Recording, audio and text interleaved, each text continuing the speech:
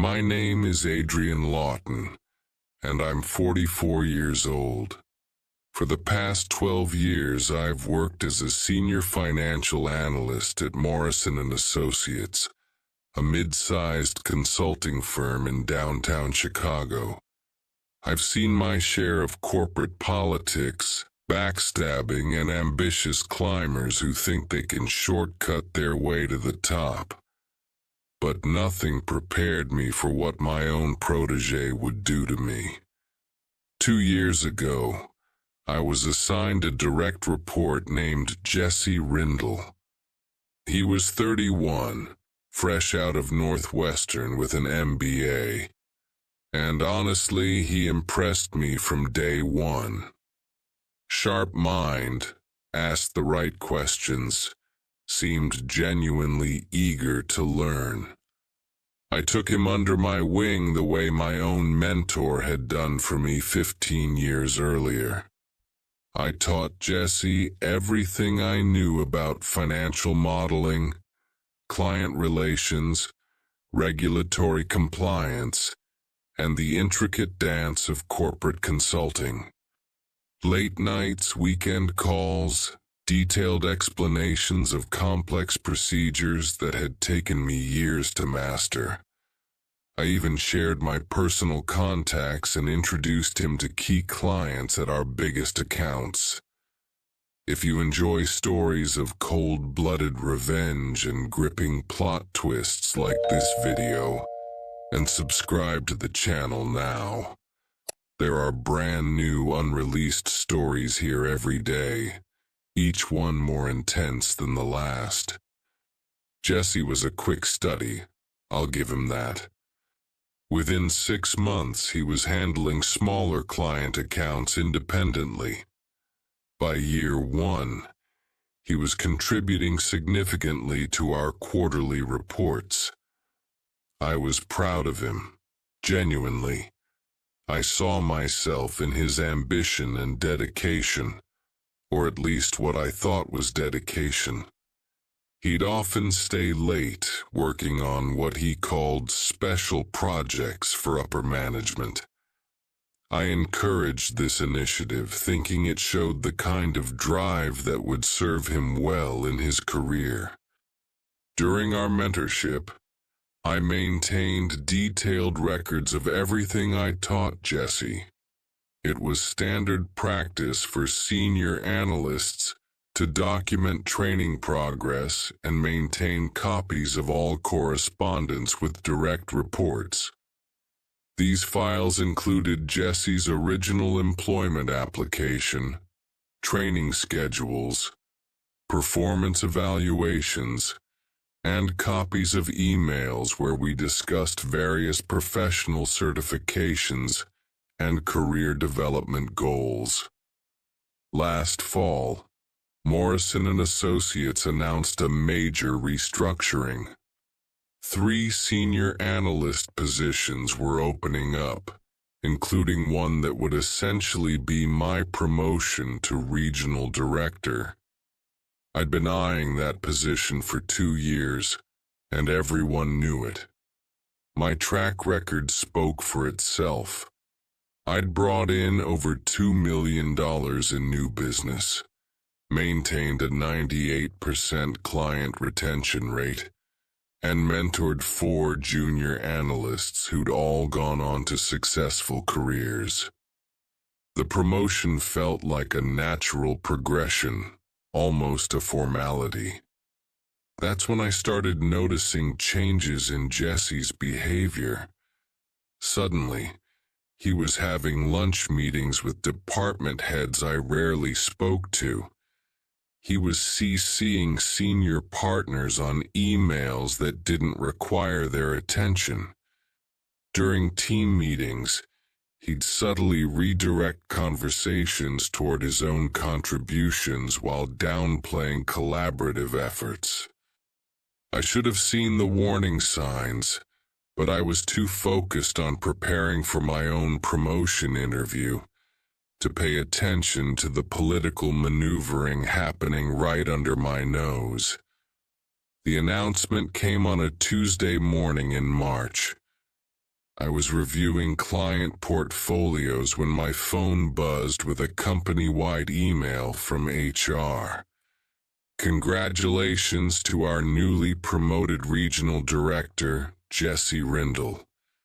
I read it 3 times before the words sank in. My promotion. My position. Gone to the man I'd spent 2 years training.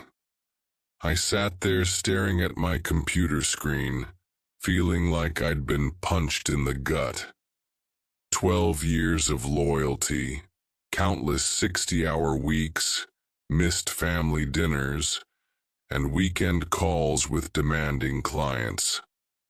All of it apparently meant nothing when compared to whatever backroom deals Jesse had orchestrated during those mysterious lunch meetings.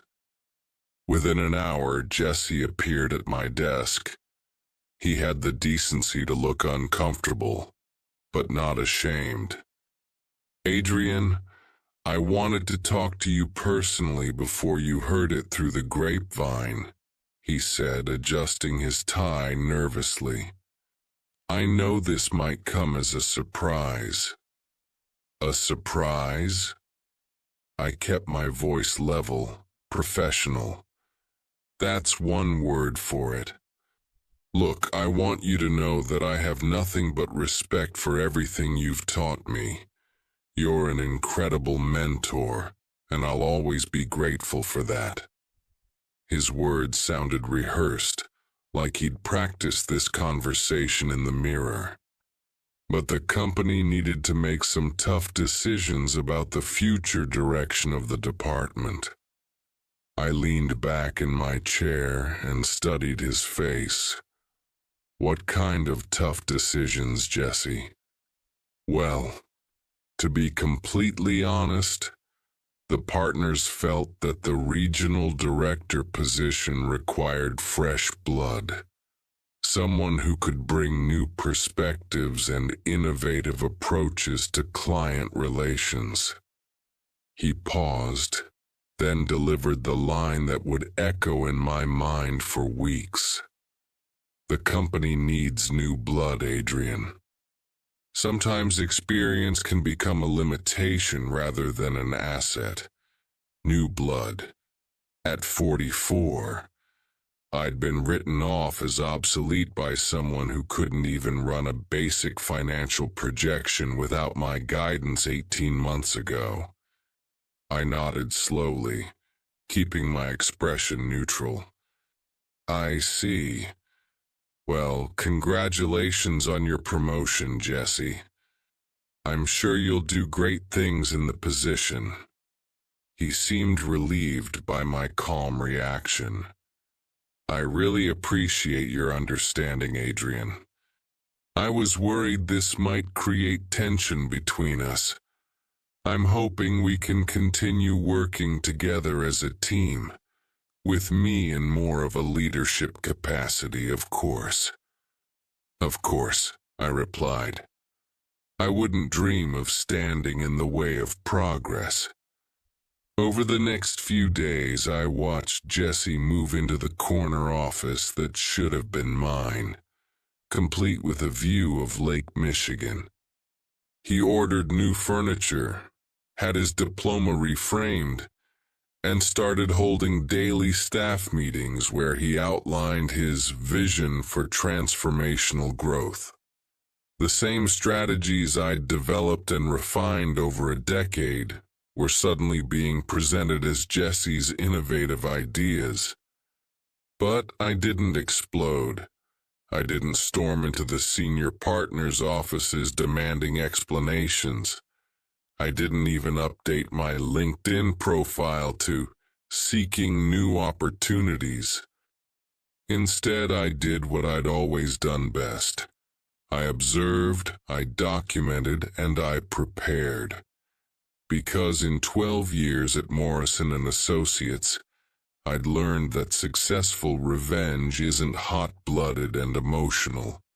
It's cold, calculated, and methodical. I decided to give my notice and leave professionally. During my 2-week notice period, I began organizing my files for transfer.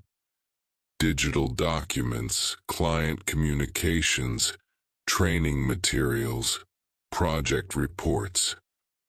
Everything needed to be properly archived before my departure. And as I went through years of accumulated data, including my detailed mentorship files on Jesse, I started noticing discrepancies. In my training documentation, I had copies of various emails where Jesse and I discussed professional development goals. He'd mentioned several times that he was working toward his CFA certification and had claimed to have completed all 3 levels. As his mentor, I'd encouraged this and had even written recommendation letters supporting his applications for salary increases based on these credentials. But something nagged at me. The dates didn't seem right. According to my files, Jesse had started claiming CFA certification in his 2nd month at the company. But the timeline for completing all 3 levels of the exam didn't align with when he'd actually started the program. During one of my final days at Morrison, I decided to verify the information. A quick search of the CFA Institute's public database revealed the truth.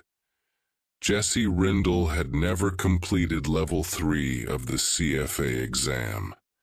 In fact, according to their records, he'd failed Level 2 twice and never even attempted the final level. This wasn't a small embellishment. The CFA designation was worth an additional $15,000 in annual salary and had been specifically mentioned during his promotion interview as evidence of his commitment to professional development.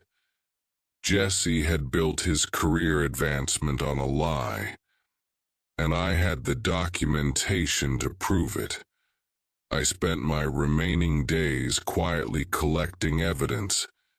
Email threads where Jesse referenced his CFA credential, salary negotiations where the certification justified pay increases, client presentations where he'd introduced himself using the fraudulent designation.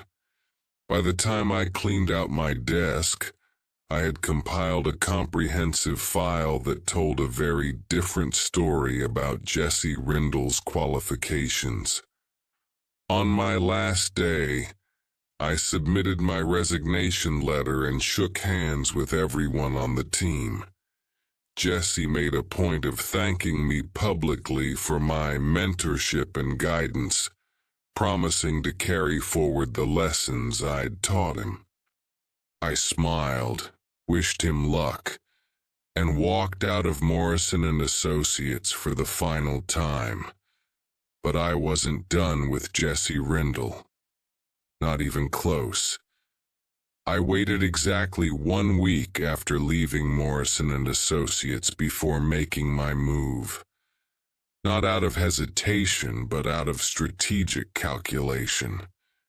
I needed Jesse to feel secure in his new position, to start making decisions and commitments that would be difficult to reverse. I needed him to dig his own grave a little deeper. During that week, I refined my documentation from home. The file I'd assembled wasn't just about the fake CFA designation anymore.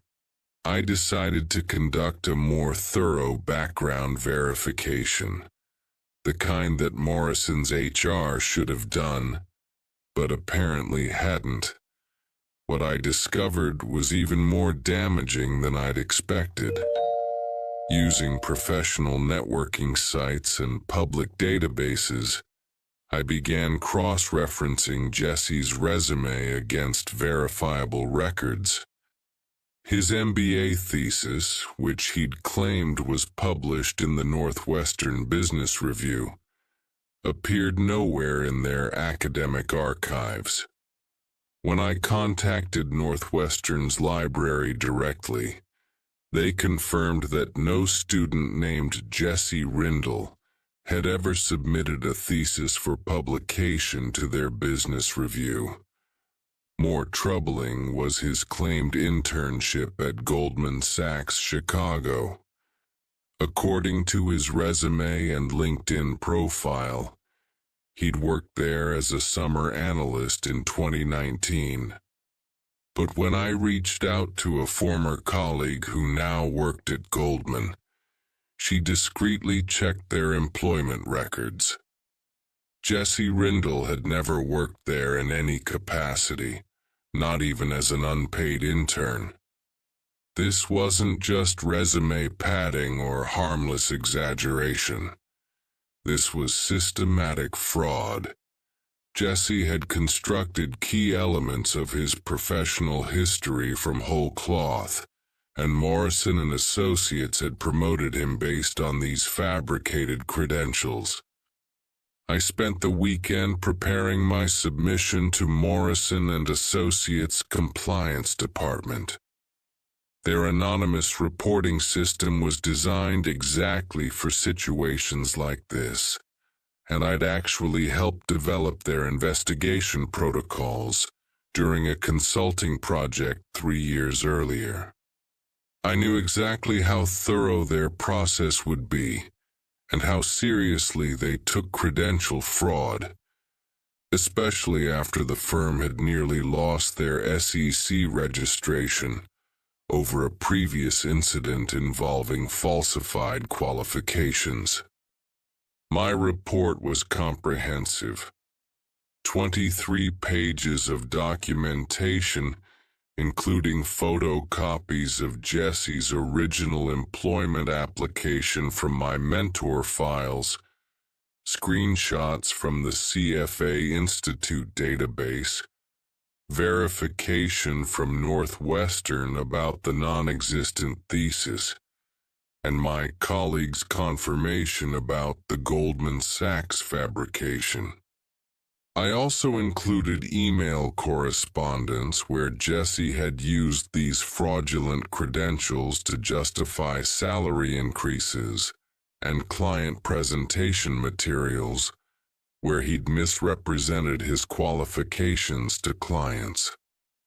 I submitted the report anonymously through Morrison and Associates' secure portal on Tuesday morning, exactly 1 week after my departure. Then I waited. The beauty of corporate compliance investigations is their predictability. First comes the discreet inquiry phase, where HR quietly verifies the basic facts.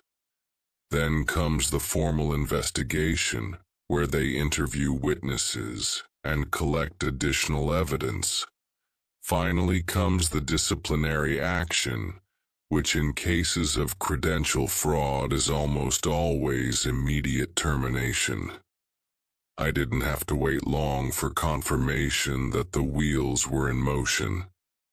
My former colleague Sarah Martinez called me Wednesday evening.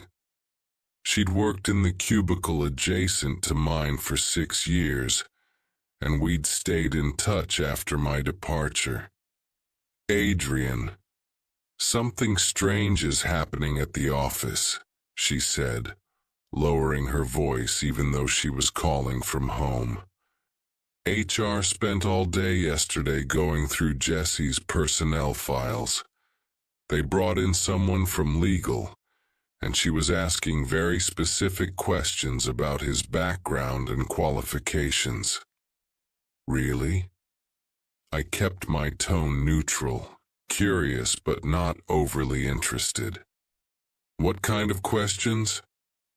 "Details about his CFA certification, his MBA thesis, previous work experience.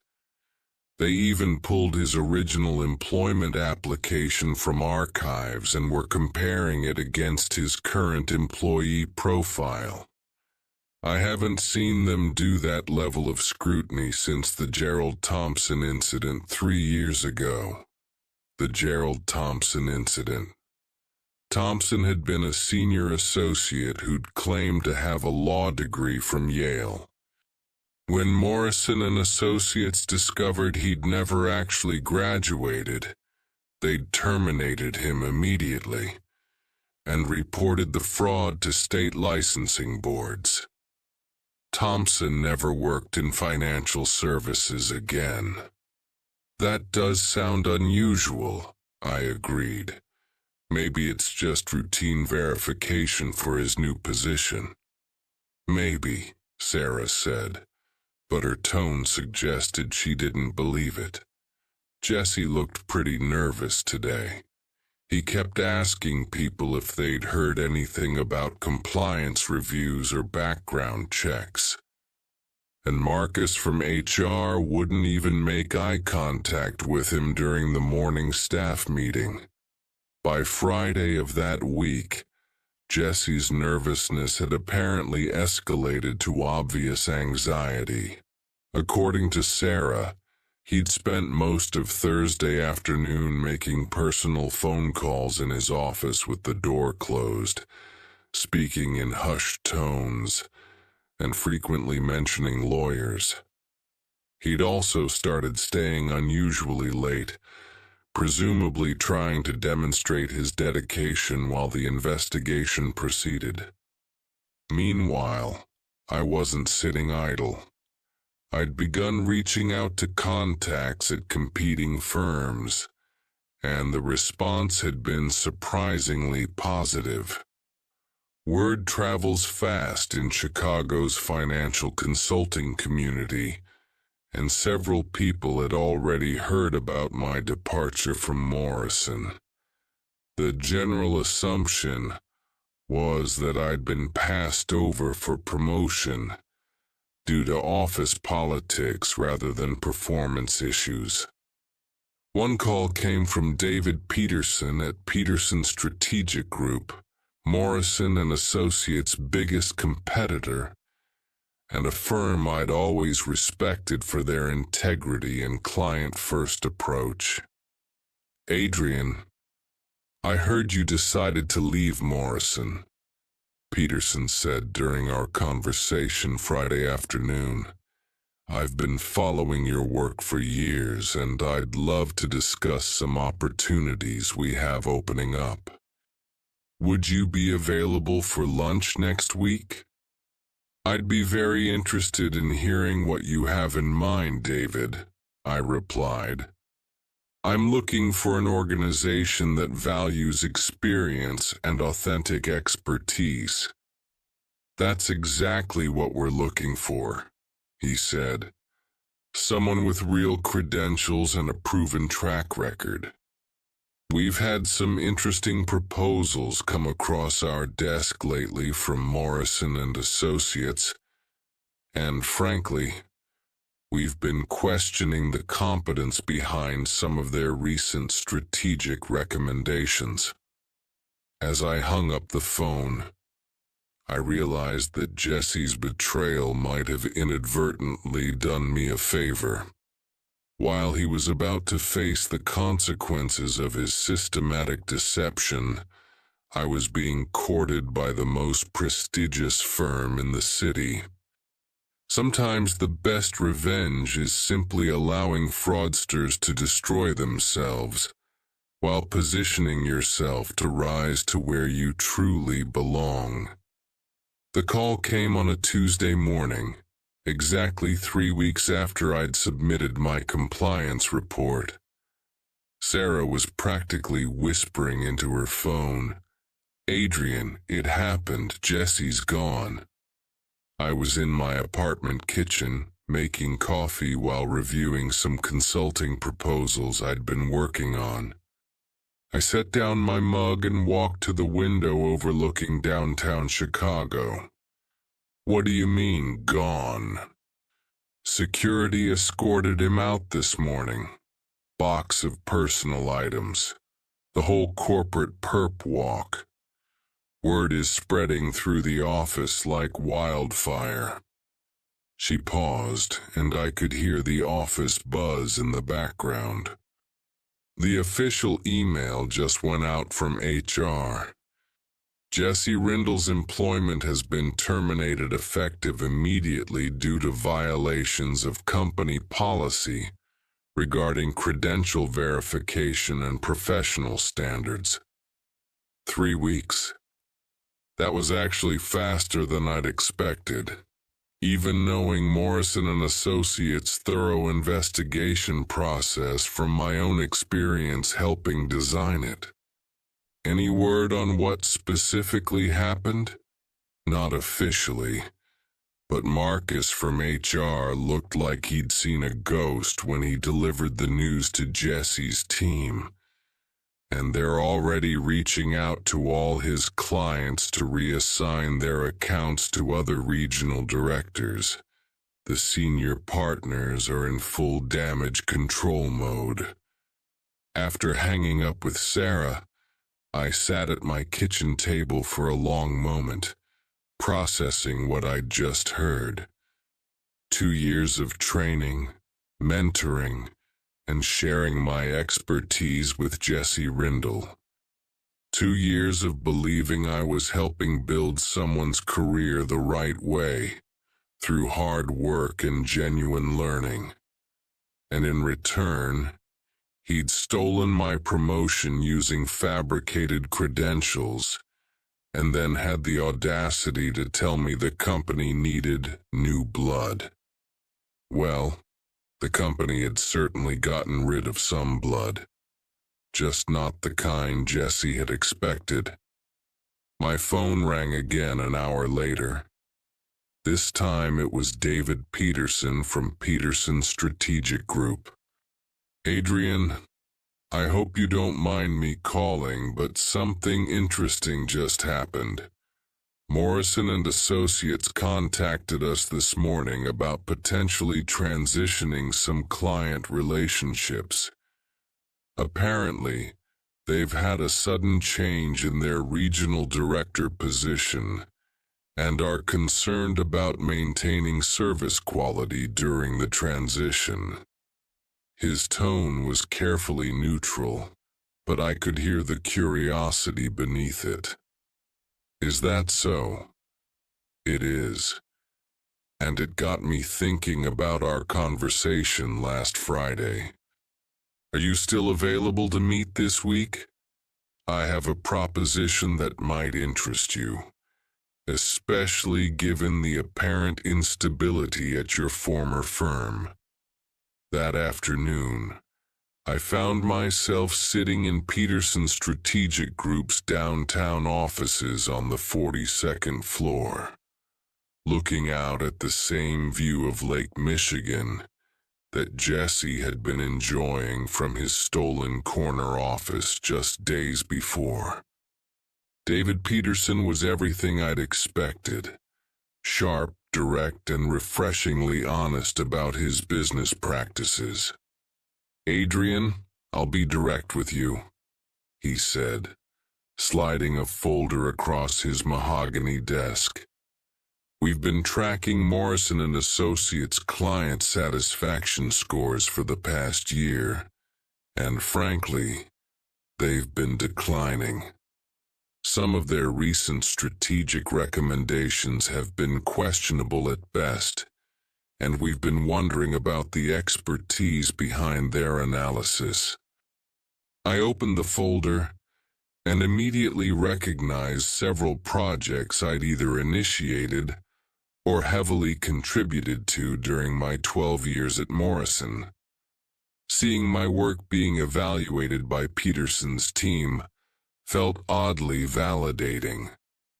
Now, with this sudden change in their leadership structure, we're expecting some of their clients to start looking for alternatives. We need someone who understands Morrison's client relationships, knows their methodologies, and can provide the kind of experienced guidance that builds long-term trust. He leaned forward slightly. We'd like to offer you a senior consulting position with a starting salary of $140,000, plus performance bonuses that could add another $30,000 to $50,000 annually. You'd have your own team, direct client interaction, and complete autonomy to develop strategies based on your expertise rather than corporate politics. The offer was $25,000 more than the regional director position at Morrison would have paid, plus bonuses that could potentially double my previous salary. More importantly, it represented genuine respect for my experience rather than dismissal as outdated. There's one more thing, David continued. We've been approached by 3 former Morrison clients in just the past few days. They're concerned about the stability and competence of their advisory relationships, especially after some questionable recommendations that apparently came from their recently departed regional director. They specifically asked if we knew any experienced analysts who might be familiar with their accounts. I recognized the client names he mentioned. All 3 were major accounts I'd personally developed and managed during my years at Morrison. Relationships I'd built through careful analysis and consistent results. Jesse had inherited them with his promotion, and apparently, he'd already managed to damage those relationships with whatever innovative approaches he'd been implementing. I'd be very interested in reconnecting with those clients, I told David. I spent years understanding their business models and developing customized strategies for their specific growth objectives. Excellent. When can you start? 2 days later, I was signing employment contracts with Peterson's strategic group. By the end of that first week, I'd already had preliminary meetings with all 3 former Morrison clients, who seemed genuinely relieved to be working with someone who understood their businesses and had a proven track record of delivering results. Meanwhile, Jesse's situation continued to deteriorate rapidly. According to Sarah's updates, Morrison & Associates' investigation had uncovered the full extent of his fabricated credentials. The fake CFA certification was just the beginning. They'd also discovered the non-existent MBA thesis and the completely fictitious Goldman Sachs internship.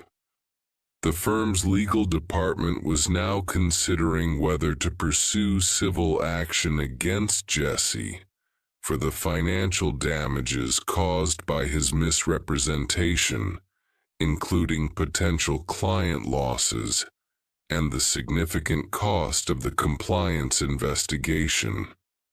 Jesse had hired a defense attorney, but there wasn't much legal defense against documented fraud. The evidence I'd compiled was overwhelming, and Morrison & Associates had their reputation to protect. They'd invested heavily in their compliance systems after previous incidents, and they couldn't afford to appear lenient with credential fraud. 6 months later, I was thriving at Peterson's strategic group. My client portfolio had expanded beyond the original 3 former Morrison accounts to include several new clients who'd been referred specifically because of my reputation for honest, experienced analysis. My first performance bonus alone exceeded my entire previous base salary at Morrison. Jesse Rindle, meanwhile, had disappeared from Chicago's financial consulting scene entirely. Word through the professional network was that Morrison and Associates had indeed filed a civil lawsuit against him for damages, seeking compensation for investigation costs, client relationship repairs, and reputational harm. No reputable firm in the city would consider hiring someone with his documented history of systematic credential fraud. According to LinkedIn, he'd eventually moved back to Ohio and was working for a small accounting firm at a fraction of his former salary. The beautiful irony wasn't lost on me. Jesse had claimed that Morrison and Associates needed new blood to replace experienced professionals like me. But when his own blood turned out to be contaminated with lies and systematic deception, the company's immune system had rejected him completely. Meanwhile, my genuine experience and authentic credentials had landed me exactly where I belonged, at a firm that valued integrity over politics, competence over manipulation. I learned something valuable from the whole experience. Sometimes, the best revenge isn't what you actively do to someone else. Sometimes it's simply allowing the truth to surface while you continue building the career you deserve, based on real credentials, genuine expertise, and honest relationships. Jesse stole my promotion through fraud and betrayal, claiming the company needed fresh blood instead of experienced leadership. But ultimately, he did me the biggest favor of my career. He forced me out of a company that didn't truly value experience and into one that appreciated what I actually brought to the table. His systematic deception destroyed his own future and elevated mine to heights I might never have reached if I'd stayed at Morrison and Associates. That's the fundamental truth about building success on lies. Eventually, the foundation crumbles under scrutiny, and everything constructed on top of it comes crashing down. But when you build your career on solid ground, on real experience, authentic credentials, and genuine expertise, it creates a platform stable enough to support whatever opportunities come your way. If you enjoyed this story, like this video, and leave a comment telling me what you thought. And if you're not already subscribed to the channel, please subscribe and hit the notification bell to get updates on new stories like this one. Thanks for watching, and I'll see you in the next one.